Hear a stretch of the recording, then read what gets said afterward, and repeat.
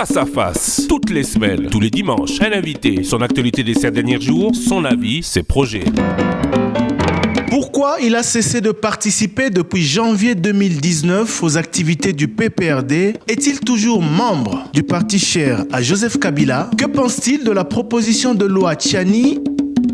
Face à face reçoit ce dimanche 25 juillet 2021 à 13h30 après le journal le professeur Théophile Mbemba-Fundu. Rediffusion dimanche soir et lundi dans les grandes éditions d'information. Il a cessé de participer depuis janvier 2019 et sa défaite aux dernières législatives nationales aux activités du PPRD, parti dont il est pourtant cofondateur. Est-il toujours membre du parti cher à Joseph Kabila? Professeur Théophile Mbemba-Fundu, bonjour. Bonjour.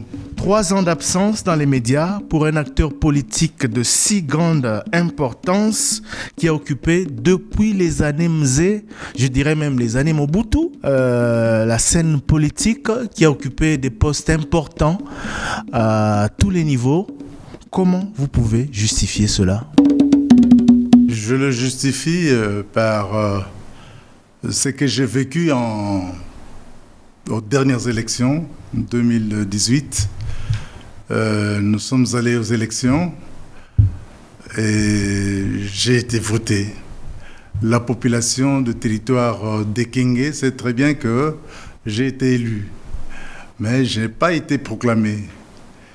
Et j'ai fait voir au niveau de mon parti qu'il y avait un problème parce que j'avais tous les PV et le parti m'a recommandé d'aller à la Cour constitutionnelle pour que notre siège soit récupéré. Et au niveau de la Cour constitutionnelle, les juges m'ont fait savoir que, d'après tous les éléments qu'ils avaient, j'avais gagné des élections, mais que j'avais des problèmes avec mon parti. Des problèmes avec votre parti. Voilà. Donc c'est donc le PPRD qui n'a pas voulu que vous soyez proclamé. En tout cas, c'est ça qui m'a été dit. Et alors, j'ai constaté que j'ai été victime d'un complot malsain. Et face à cela, j'ai décidé d'observer jusqu'à nouvel ordre, en attendant que Dieu m'inspire pour l'avenir. On va revenir sur ce dossier justement. Je rappelle que vous avez été élu puis réélu dans la circonscription de Kenge, chef-lieu de la province du Kwango en 2006 comme en 2011. Exact. Mais ça s'est passé comme vous le décrivez en 2018. Exact. Qui pouvait bien vous en vouloir à ce point dans ce parti dont vous avez été, dont vous restez cofondateur? Ben, vous savez, autour d'un chef, il y a toujours des cours, il y a toujours des camps. Et je ne veux pas mâcher les mots. Il faut dire que dans ce Bandundu, aujourd'hui grand Bandundu, il y a des personnalités qui pensaient que je leur faisais ombrage et que je devais être... je les gênais. Vous les connaissez? Vous les avez identifiés? Oui, je les ai identifiés, je les connais, mais ça ne vaut plus la peine de revenir là-dessus parce que c'est du passé et comme fils de Dieu, les Saintes Écritures nous disent qu'écoutez, ils ne savent pas ce qu'ils font, il faut pardonner. Professeur, et je les ai pardonnés. Professeur Théophile, je veux continuer pour l'avenir. Professeur Théophile, 3 ans ou près de 3 ans après, vous décidez de parler, ce n'est pas pour ne rien dire. Ah si, je le dis. Si vous êtes resté si distant des activités du parti que vous avez cofondé, vous n'allez pas aujourd'hui revenir pour ne rien nous dire. À qui en voulez-vous? Qui est à la base de cette décision de vous écarter ou de vous arracher votre victoire de 2018? Je vais vous dire que je suis chrétien, je n'en veux à personne. Mais je vous ai fait part du constat qu'il y a eu.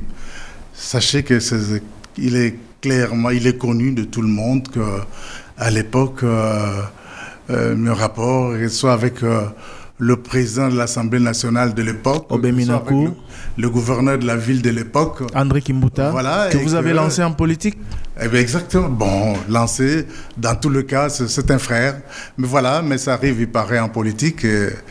Ils vont tourner les dos et voilà. Donc vous en voulez à Robin Minakou et André Kimbuta. Pas, même si je vous les ai pardonnés, ils ne savent pas ce qu'ils font. Mais pour vous, c'est eux qui sont à la base. Ah oui, c'est eux qui sont à la base et qui qui ont manigancé, certainement, qui ont raconté des tas de choses. Pour quelle raison Aubin Minakou n'est pas de votre circonscription électorale? André Kimbuta a été élu ici à Kinshasa, il est député de la Tchamou. Le leadership de Bandundu et le leadership du Congo. Ils voulaient le prendre et pourtant, moi, qu'est-ce qui vous pousse à confirmer cela? Qu'est-ce qui vous pousse à attribuer ce que vous ne voulez pas qualifier d'échec aux législatives de 2018 parce que vous estimez avoir gagné à Aubin Minakou et André Kimbuta particulièrement?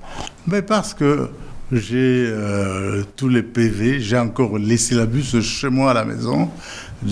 J'avais déposé ça à la Cour constitutionnelle. Mais qu'est-ce qu'ils ont fait de particulier pour que vous ne vous retrouviez pas sur la liste des élus? Qu'est-ce qu'ils ont fait de particulier? Pourquoi c'est eux? Parce qu'on a dit que, vous dites qu'à la Cour constitutionnelle, on vous a dit que c'est au niveau de votre parti que se situe le problème. Oui. C'est déjà extrêmement grave cette révélation, mais qu'est-ce qui vous dit qu'au niveau du parti, ce sont ces deux-là qui sont à la base de cette situation? Mais parce que nous avions des rapports qui n'étaient pas du tout bons, et parce que j'ai aussi des informations qui me révélaient dans le moindre détail qu'ils y étaient pour quelque chose. Pourquoi ils pouvaient le faire? Mais parce que la personnalité de Théophile Mbemba le gênait. Et pourquoi les autres, notamment les responsables de votre parti, pouvaient-ils accepter cela? C'est pour cela que j'ai décidé de demander au parti de m'expliquer pourquoi ont-ils été à même d'accepter cela. Et tant que je n'aurai pas d'explication à ce sujet, j'ai décidé d'observer jusqu'à nouvel ordre.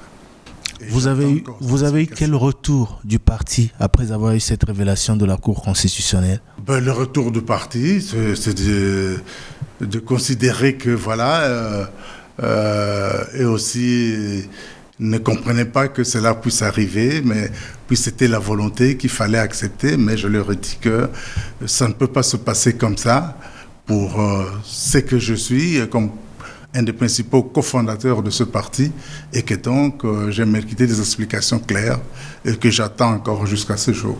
Vous êtes cofondateur du PPRD et je me rappelle, vous me l'avez dit, que vous avez même en tant que directeur de cabinet du président Kabila à l'époque convoqué et dirigé les toutes premières réunions qui ont conduit à la création du PPRD. Vous pensez que ce Théophile Mbemba était moins influent au PPRD que Aubin Minakou ou que André Kimbuta, qui sont arrivés plus tard ou qui sont montés en puissance plus tard? C'est pas à moi de le juger, je voudrais pas spéculer.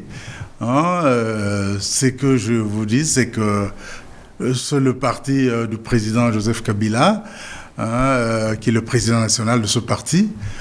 J'étais son directeur de cabinet au moment de la création de ce parti. J'étais au Centre Nganda comme directeur de cabinet avec d'autres cofondateurs pour le premier atelier de la signature des premiers statuts de ce parti. Et nous avons évolué et j'ai travaillé en toute loyauté, en toute fidélité jusqu'au moment où je vive cela. Et je me suis dit, tiens, si c'est cette manière-là que la loyauté peut être payée, c'est pas normal. Et c'est pour cela que j'ai demandé des explications. Quel est votre statut actuel au PPRD? Vous êtes là, vous n'êtes pas là, parce que depuis janvier 2019, vous ne prenez part à aucune activité du PPRD. J'observe, je vous ai dit que j'observe parce que je n'ai pas accepté, je n'ai pas admis ce qui m'est arrivé. Et j'ai demandé des explications. Et tant que je n'ai pas d'explications, j'observe. Et certainement, il arrivera un moment où je serai bien obligé, après toutes les analyses que j'aurai faites, de pouvoir, cette fois-là, officiellement, dire aux responsables de ce parti ce que je penserai à ce moment-là. 2 ans et demi après, vous ne pensez pas qu'il est temps de prendre une décision? On n'est plus loin de cela. Parce que le retour du parti n'arrive pas. On n'est plus loin de cela.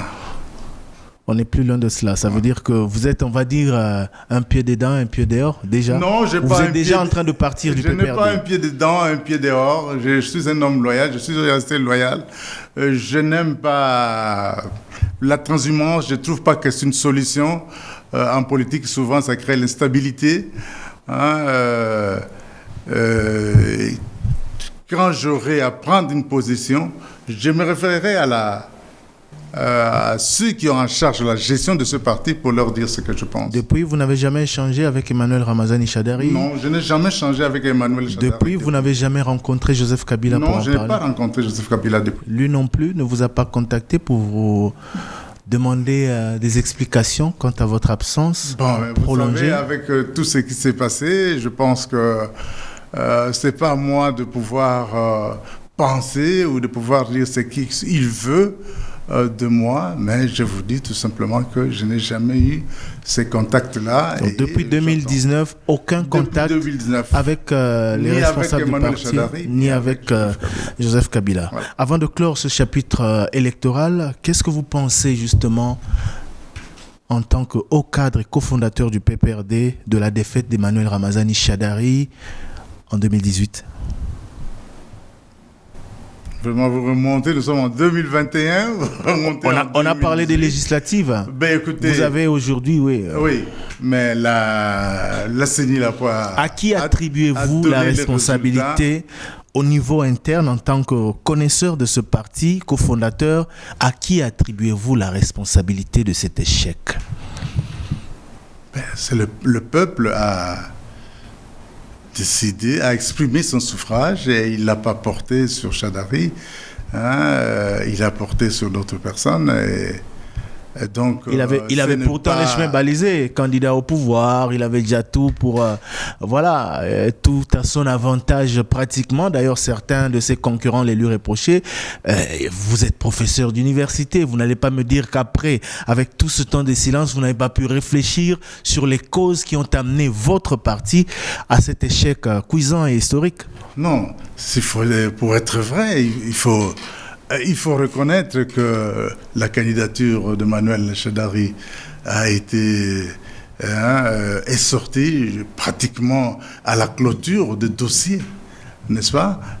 C'était le dernier jour. C'était le dernier jour. C'était un mauvais choix? Non, je ne dis pas que c'est un mauvais choix, mais je dis, vous savez, devenir président de la République suppose au préalable une préparation quand même suffisante pour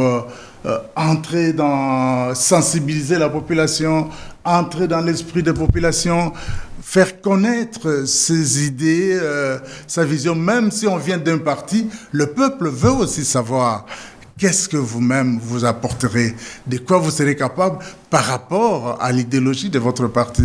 Donc, il faut quand même un certain temps. Donc moi, je dis que ça, déjà, c'était un élément qui n'était pas bon pour lui. Qui a participé à l'échec. Ouais. Donc, pour vous, Joseph Kabila aurait dû faire le choix un peu plus tôt que le dernier jour du dépôt des candidatures. Bon, je pense que... Lui et sa famille politique, on va dire. Parce que c'est lui qui a eu le dernier mot. Donc ce choix aurait dû être fait plus tôt. Ce choix aurait dû être préparé bien à temps. Et surtout que c'est dans une famille quand même où il y a il y avait aussi d'autres, certainement, personnes qui avaient des ambitions. Et chacun attendait un peu de son côté. Alors quand ça tombe comme ça, certainement que ça crée peut-être des réactions contraires à certains, et à ce moment-là, le démarrage devient lent et on entre dans la campagne et c'est pas facile. Vous auriez... Je pense qu'on aurait pu faire ça plus tôt. Si vous étiez encore directeur de cabinet de Joseph Kabila à l'époque, vous lui aurez proposé mieux ou quelqu'un d'autre à la place de Shadary ou pas? Non, vous savez, à ce niveau-là, je pense que lorsque un chef a décidé, il a décidé. C'est d'abord ce qu'il lui pense, parce qu'il connaît mieux la situation, il connaît mieux les hommes. Donc, c'est ce qu'il lui pense qui compte, au-delà des conseils qu'on peut donner. Et le moment de donner ces conseils, d'ailleurs, est déjà passé. Ça ne vaut même plus la peine d'en parler. Est-ce que le peuple n'a pas sanctionné vos 18 ans de gestion du pays à travers Emmanuel Ramazani Shadary, M. Théophile Bemba? Bon, il faut sanctionner les 18 ans. C'est au peuple de le dire, c'est pas moi. Mais moi, c'est que je peux... Les chiffres le disent. Le résultat final l'a dit. Le candidat au pouvoir n'est pas passé. Est-ce que le peuple n'a pas sanctionné la gestion Kabila? Mais d'abord, je vais vous dire que lorsqu'on parle de 18 ans de gestion Kabila, souvent je me dis, mais nous avons la mémoire. Allez, on va dire les 2 mandats. Nous avons la mémoire. Les 2 mandats, voilà. C'est pour vous mettre bien à l'aise. Parce que moi, je vous dis que je suis fier. Je suis fier d'avoir travaillé à ses côtés, du temps où je travaillais à ses côtés, parce que lorsque le 26 mars 2001, il a prononcé son discours d'accession à la majesté suprême, il a donné des orientations qui disaient, voilà, il faut que la paix revienne, il faut que le multipartisme revienne, qu'il y ait une ouverture politique, il faut que le Congo soit désenclavé, plutôt les Congos soient ouverts au monde, il faut la relance de l'économie.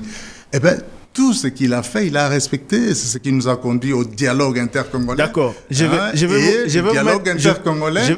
Il y a eu les premières élections démocratiques. Je vais vous mettre à l'aise. Je suis fier de ça. Et donc, les gens ont oublié tout ça. Les gens oublient qu'aujourd'hui, l'ambiance que nous vivons vient aussi de là. 2006-2018. Ouais. Est-ce que le peuple n'a pas sanctionné les 2 mandats de Joseph Kabila? Dans tous les cas, quand le peuple se prononce, quand il apprécie, il vous juge par ce qui a été fait et ce qui n'a pas été fait. Et le résultat des élections montre que le peuple n'était pas satisfait, voilà. Voilà. Vous connaissez les Kabila. Je rappelle que vous avez été proche collaborateur également de Mzee Laurent Désiré Kabila, d'ailleurs gouverneur de la ville dès ses premières heures au pouvoir. Puis vous avez travaillé avec Kabila fils. Que pensez-vous des dernières défaites enregistrées par le Front commun pour le Congo, votre regroupement politique, et surtout de l'attitude de Joseph Kabila, dont vous avez été le premier directeur de cabinet? Bon, le Front commun pour le Congo, le parti PPRD qui en est membre,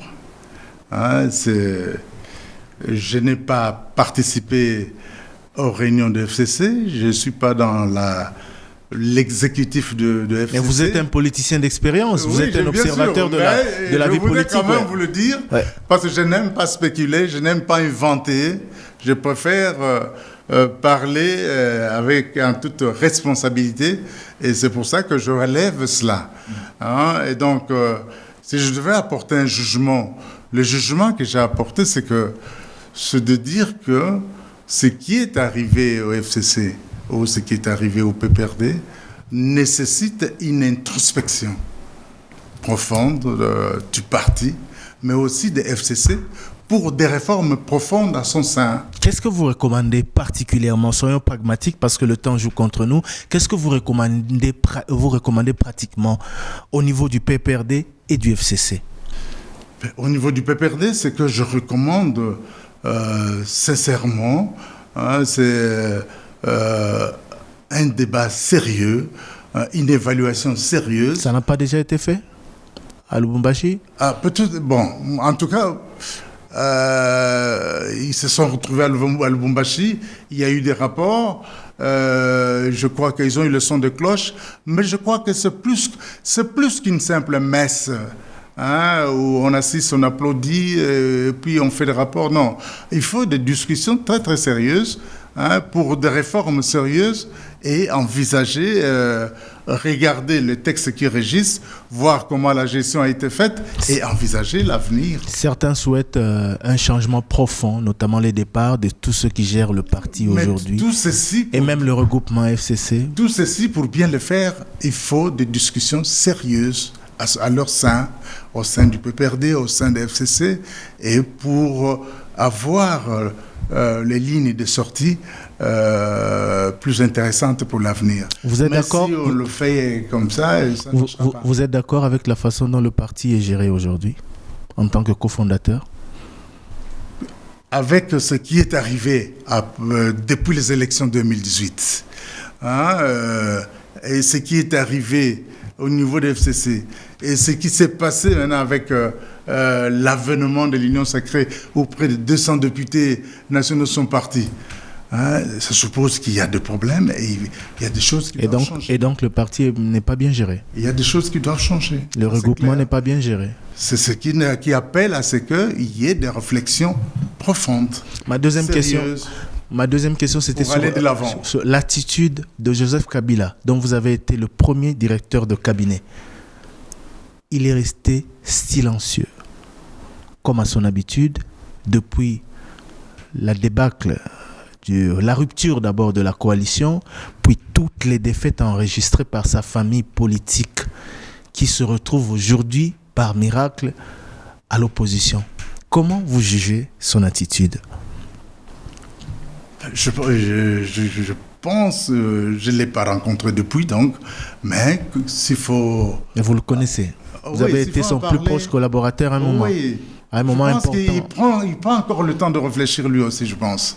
Avec ce qui lui est arrivé, et il a eu un monde autour, les gens l'ont conseillé, les gens l'ont accompagné, et puis subitement, comme ça, 200 députés quittent, ils partent ailleurs.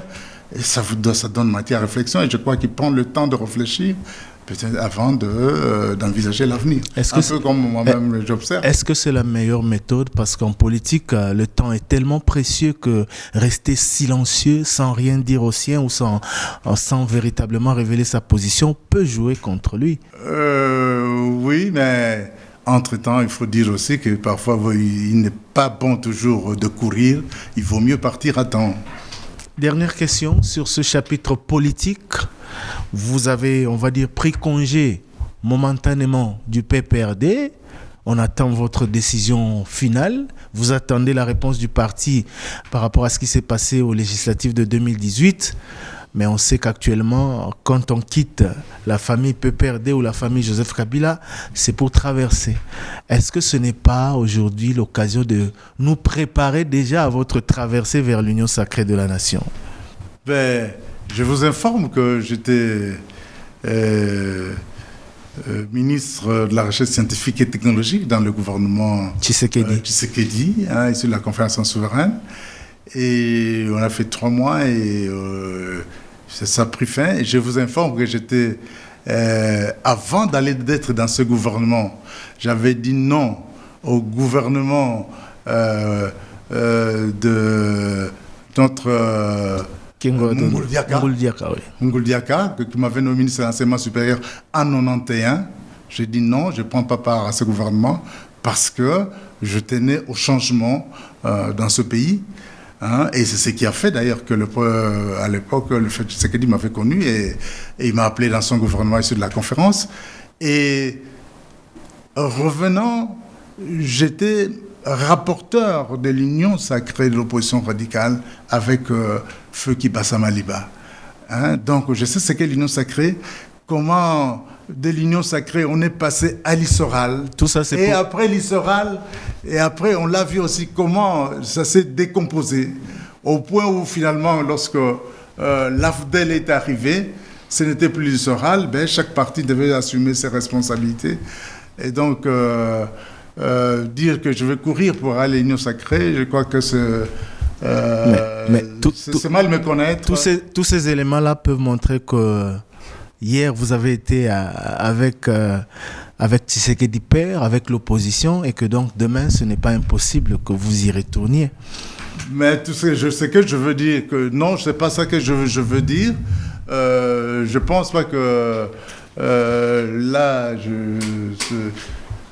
mon intention soit réellement cela. Aujourd'hui, je vous ai dit, j'observe et le moment venu, je ferai connaître à ceux avec lesquels je suis encore jusqu'à ce jour dans mon observation, aux gens du PPRD, que voilà ma position et vous le saurez à ce moment-là. Mais quelle que soit votre position, vous n'irez pas à l'Union sacrée de la nation. Mais pourquoi voulez-vous que je le décide aujourd'hui alors que je n'ai pas encore pris position? Mais ça fait partie des probabilités, on va dire. En tout cas, je ne suis pas convaincu que dans sa forme actuelle, l'union sacrée, qui telle qu'elle fonctionne maintenant, pourra tenir mieux que l'Issoral de l'époque. Je suis pas encore convaincu de ça. Vous observez encore à distance. Voilà. Le temps qu'il s'organise mieux, peut-être. Bon, c'est pas ça. Ou le temps, temps que ça s'arrange au PPRD. Moi, je suis un homme, je crois que ce qui importe, moi, c'est... Nous sommes dans un pays où on ne doit pas ignorer l'histoire du pays. Il y a beaucoup de choses qui se sont passées. Je vous ai dit, je suis chrétien catholique, je suis un homme de valeurs. Là où je suis resté loyal, comme je l'ai dit, et je veux aller jusqu'au bout. Et je tiens aux valeurs. Et si je ferais un choix, ce choix-là, je le ferais accroché aux valeurs républicaines. Vous ne pensez pas avoir été un peu négligé par votre famille politique? Le Théophile Bemba, qui a travaillé avec Mouzé, premier directeur de cabinet du président Kabila en 2001, aujourd'hui se retrouve à reprocher à Minakou, à Kimbuta, d'avoir fait qu'il ne soit pas là, alors que voilà. Vous ne pensez pas avoir été négligé par votre famille politique? Moi, encore une fois, je reviens, je dis la même chose. Vous savez, nous sommes dans un monde où nous sommes de passage. Et là, vous savez, en politique aussi, parfois, il faut un peu de morale. Sans morale, en politique aussi, ça ne va pas. Moi, je considère que je sers... Dieu m'a fait des grâces. Et par ces grâces, j'ai eu à assumer des hautes responsabilités. Je suis professeur d'université. S'il arrive que je n'ai pas ces grâces, je me dis... Tout concourt au bien de ceux qui aiment Dieu.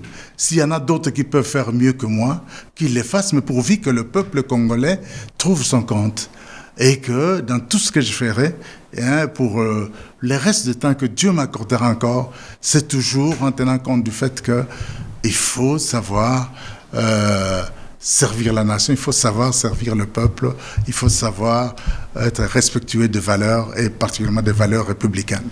Professeur Théophile Bemba, on va parler politique, on va parler de l'actualité à présent. Vous avez été ministre de la Recherche scientifique et technologique, ministre de l'Intérieur, ministre de l'Enseignement supérieur universitaire, gouverneur de la ville de Kinshasa, pour ne citer que ses fonctions.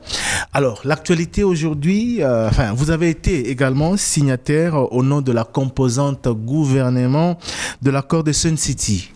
Que pensez-vous de la proposition de loi Tiani Pouloulou, comme on l'appelle, et des accords bilatéraux signés récemment entre la République démocratique du Congo et certains de ses pays voisins?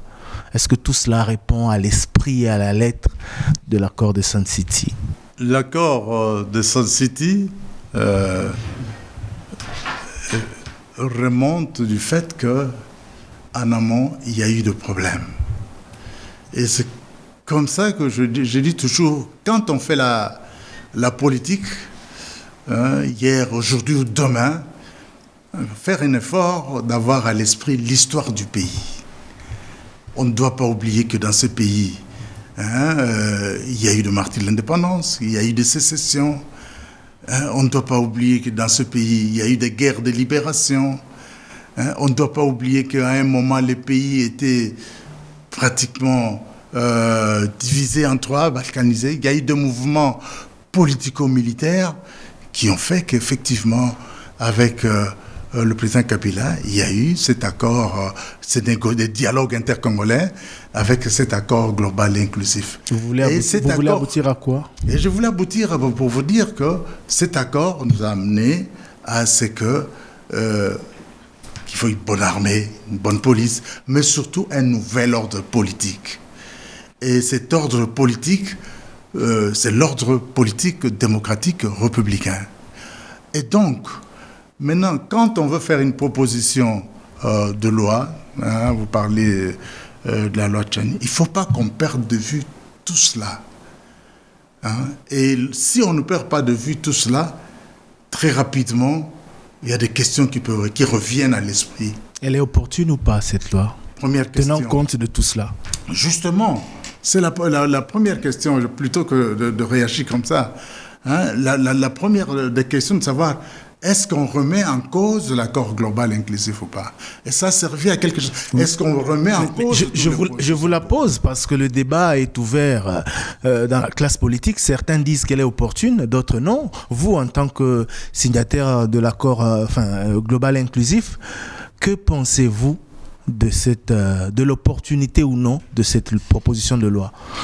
Moi, je pense que Elle n'est pas opportune. Pour quelle raison? Pour les raisons suivantes. Parce que lors de négociations du dialogue intercongolais avec la signature de l'accord global inclusif, il y a eu un long débat sur la nationalité congolaise. Et vous savez très bien qu'il y a de ceux qui avaient pris les armes justement parce qu'ils considéraient qu'ils étaient congolais et qu'ils n'étaient pas considérés comme congolais. Et il y a eu de grosses discussions. Et d'ailleurs, dans la constitution issue directement des dialogues, il y avait même tout un chapitre sur la nationalité. Et si nous allons dans la constitution actuellement, et la constitution le stipule encore très clairement. Il est dit que d'abord, la nationalité congolaise, elle est exclusive. Ça, c'est un. De deux, pour prétendre à des fonctions, il faut être congolais d'origine. Et on définit ce que c'est que d'être congolais d'origine. Et troisièmement, et je crois que c'est au niveau de l'article 13, où on dit justement, on doit éviter de la discrimination, qu'aucun Congolais ne peut faire l'objet de discrimination pour accéder à des fonctions publiques.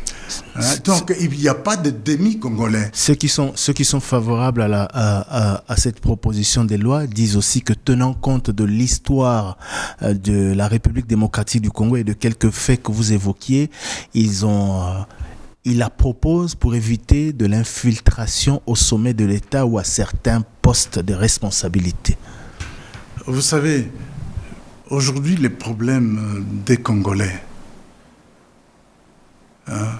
c'est qu'il y ait vraiment un véritable sursaut dynamique pour enclencher un changement réel, pour qu'il y ait un plus progrès social dans notre société, pour qu'il y ait du développement dans le pays. Le problème des Congolais, que faut-il faire pour qu'ils soient à même de bien se nourrir? Que faut-il faire pour qu'ils soient en bonne santé? Que faut-il faire pour que la sécurité sociale soit assurée? Que les enfants aillent bien à l'école? Qu'il y ait un bon système éducatif? Le Congo a besoin de personnes justement qui vont faire que tout ce problème, pris à bras le corps, avec une mobilisation suffisante de ressources financières, avec une économie qui marche, et à ce moment-là, se mettre réellement à des changements profonds pour le mieux-être des Congolais. C'est ça qui est important. Et je vais vous dire aussi, pourquoi c'est opportun. Ça suscite il y a encore beaucoup de sous-questions. Je vous pose la question suivante. Je suis Congolais. Voilà, je suis appelé à une époque donnée, dans les années 80, pour aller aux études. Et au moment où je pars, et puis je demande à la famille, voilà, j'ai rencontré telle demoiselle, je veux la marier. Voilà. Elle me rejoint. Nous sommes à l'étranger. Nous sommes Congolais, de père et de mère. Nous nous marions. Et nous mettons au monde des enfants. Nous terminons les études dans les années 80. Et les enfants ont grandi. Jamais cet enfant n'est revenu au pays. Jamais il connaît le moindre coin de ce pays. Il ne connaît pas les problèmes des Congolais. Et voilà qu'à côté de cela, il y a un autre Congolais, marié à une dame de Congo-Brazzaville, mais qui ont vécu à Kinshasa, avec des parents qui ont travaillé à travers le pays, avec la même dame. Et cet enfant, on est en 80, aujourd'hui 2000, on a 40 ans. Il dit, j'ai des ambitions. Je veux postuler de ces deux enfants qui est le mieux placé pour s'occuper des problèmes des Congolais. Vous estimez donc que cette proposition de loi n'est pas opportune. Là, je vais maintenant, on va amorcer la descente de l'émission. Je m'excuse, je voulais dire, d'ajouter quelque chose. Et puis un autre problème, c'est comme si on considérait que le peuple, on n'a pas de respect en réalité pour la population. Parce qu'au bout des comptes, c'est le suffrage du peuple. C'est au peuple de juger qui mérite d'être président, qui ne mérite pas de l'être. D'accord. Je parle maintenant au docteur en sciences chimiques, spécialiste en biochimie de la cellule et de la nutrition et professeur des universités que vous êtes. Que pensez-vous de la gestion de la Covid-19 en République démocratique du Congo. Autant vous avez été très absent en politique, autant quand même en matière de santé, de la nutrition notamment durant cette période, on vous a vu très très actif. Rapidement, que pensez-vous de ce... Ce que je pense, c'est que le professeur Muyembe et son équipe ont fait un remarquable travail. Et de mon côté, comme biochimiste en nutrition, j'ai passé ma vie scientifique sur les sciences des aliments, sur étudier les aliments, particulièrement les aliments traditionnels, leurs vertus. Et je me suis dit, à cette occasion, face à cette pandémie de la Covid-19, qui est un virus à ARN, pour lequel il n'y a pas de médicaments consensuels, qu'il était important qu'on ne néglige pas la gestion du système immunitaire.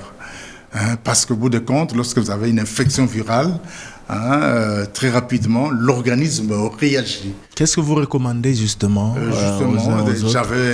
pour arriver à vaincre cette maladie et pour que les Congolais reprennent leur vie normale, comme ça c'est le cas maintenant. Je crois que ça, moi comme scientifique à mon niveau, pour ce que je sais, pour ce que j'ai appris et pour ce que j'ai fait jusque-là, je recommande à ce que la population fasse attention à son alimentation, à son régime alimentaire.